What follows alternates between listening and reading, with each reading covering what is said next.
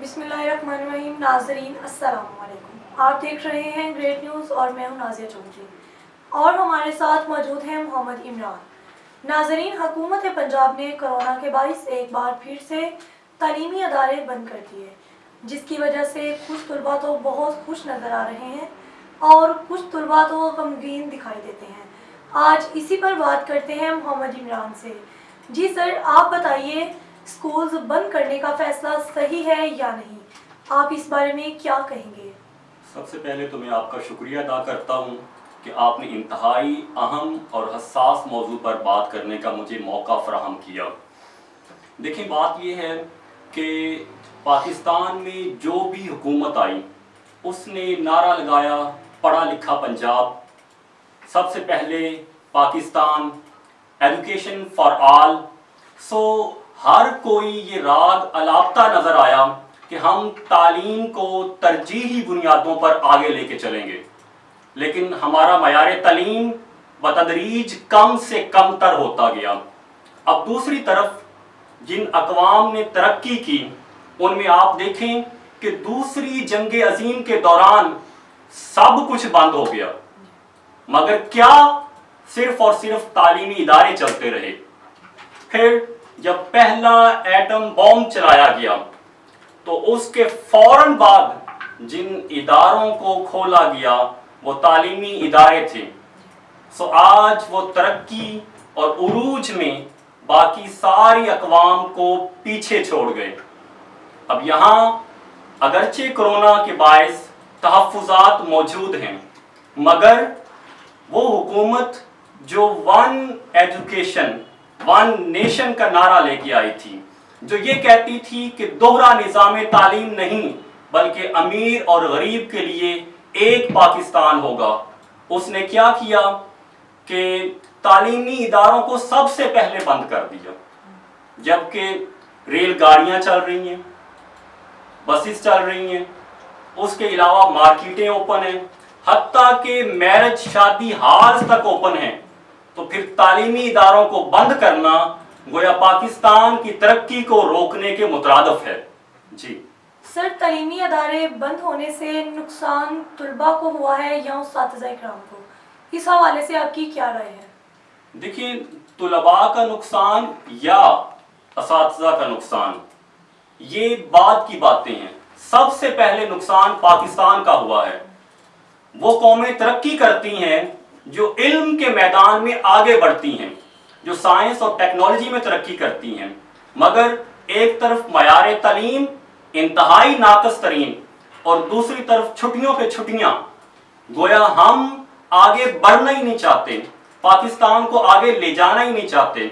और फिर देखें, आपने बात की तुलबा या असातिज़ा। जो पढ़ने वाला स्टूडेंट है उसका नुकसान है, वो छुट्टी नहीं करना चाहता, वो पढ़ना चाहता है। और जो नहीं पढ़ना चाहते वो सिर्फ और सिर्फ इस निज़ाम के साथ चलना चाहते हैं ताकि इस निज़ाम के बिगाड़ में वो अपना हिस्सा डाल सकें। और दूसरी तरफ देखें, असातिज़ा का बहरहाल नुकसान है। जो प्राइवेट टीचर है वो इस वक्त बेयारो मददगार पड़ा है, कोई उसका पुरसाने हाल नहीं, कोई उसकी खैरियत पूछने के लिए तैयार नहीं। आपने मुअज़्ज़ज़ वज़ीर आज़म साहिब, आपने नारा लगाया था हुकूमत संभालने के बाद कि जब मेरा उस्ताद सड़क से गुजरेगा तो उसको पुलिस वार्डन सैल्यूट करेगा। कहाँ गए आपके नारे? आज वही असातिज़ा 2 वक्त का खाना खाने के लिए मजबूर हैं। और आपने मुकमुका किया। आपने जब प्राइवेट एसोसिएशन ने एहतजाज करना चाहा, स्कूल्स फेडरेशन ने, तो आपने उनको राजी करने के लिए 3 माह के लिए लॉकडाउन उठा लिया ताकि आप गरीब तुलबा से, उनके वालिदैन से फीसिस वसूल कर सकें। मगर इस दौरान प्राइवेट टीचर्स को 1 दिन की सैलरी नहीं दी गई। जब तालीमी इदारे बंद हैं, अकेडमीज, ट्यूशन सेंटर बंद हैं, तो फिर ये तबका जो मासूम है, जो सफ़ेद पोश है, उसका घर का राशन कौन चलाएगा? जी सर, तुलबा ने इम्तिहान तो देने ही है, اس سلسلے میں تعلیمی بورڈز کی کیا ذمہ داریاں ہیں؟ اب یہ اس طرف دیکھ لیں، آپ نے بہت خوبصورت سوال کیا۔ اب یہاں پہ بھی حکومت اقربا کو نواز رہی ہے۔ آپ دیکھیں 9th کلاس کے اسٹوڈنٹ کے پیپر نہیں ہوئے، جبکہ یہ اسٹوڈنٹس بورڈ کی فیس ادا کر چکے تھے۔ اسی طرح سے فرسٹ ایئر ان کے پیپرز نہیں لیے گئے، مگر جو ان کو ایڈمیشن فی کے نام پر اور انہوں نے پیپر چیکنگ کی مد میں جو فیسز ادا کی تھی وہ ان کو واپس نہیں کی گئی۔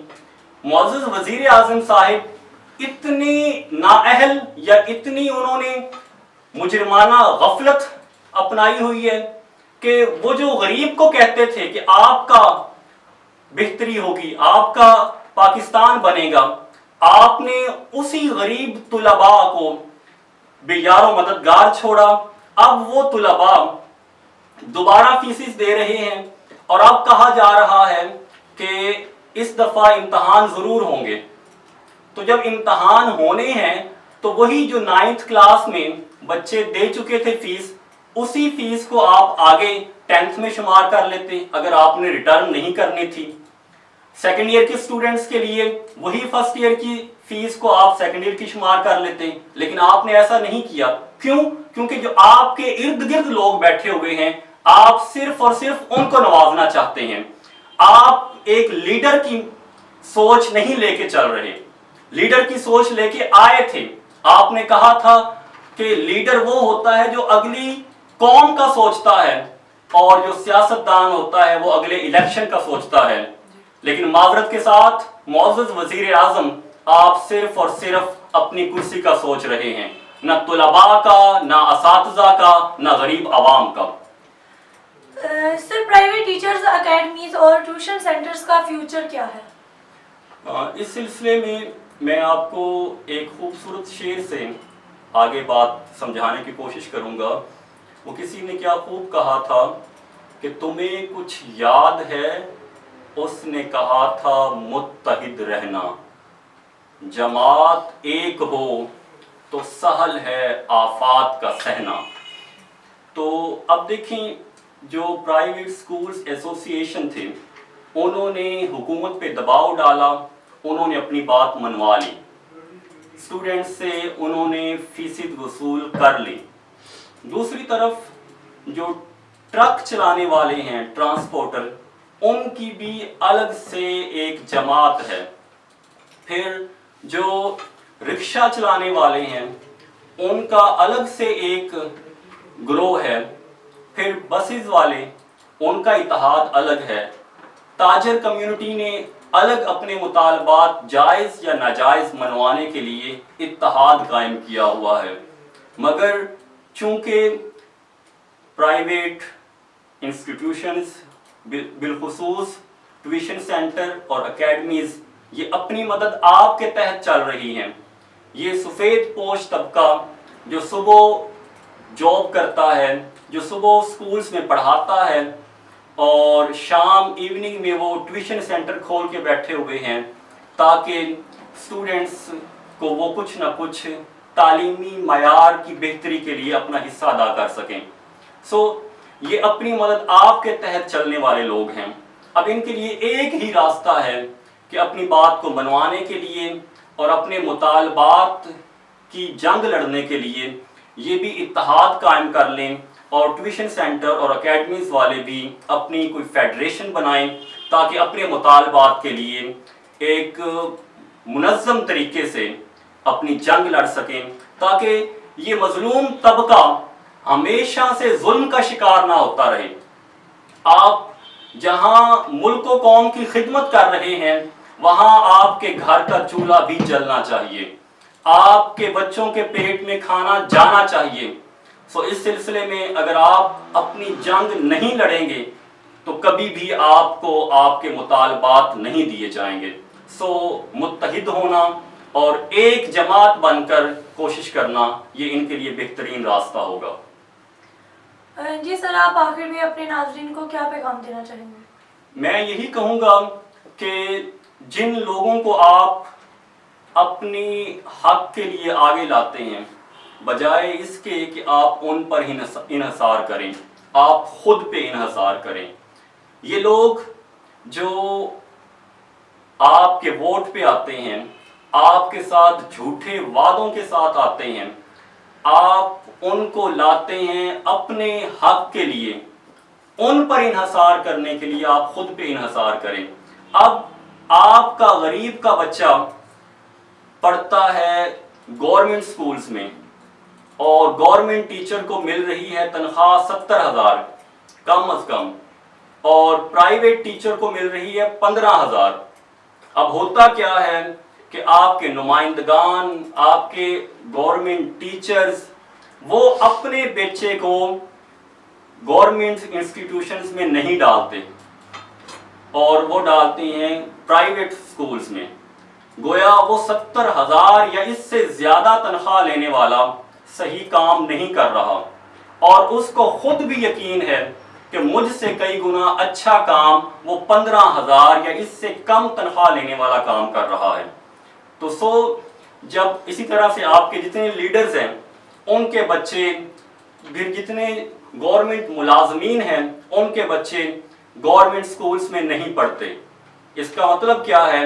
ये आपको मैसेज दे रहे हैं कि गवर्नमेंट के लोग अपना काम नहीं कर रहे।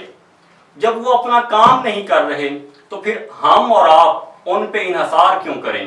अपनी मदद आपके तहत आपको अपनी ताकत और अपनी शान और कुव्वत खुद बनना होगा। जी सर, बहुत शुक्रिया आपका। नाजरीन, फिर मिलेंगे एक नए मौजू के साथ, एक नई बात के साथ। अस्सलाम।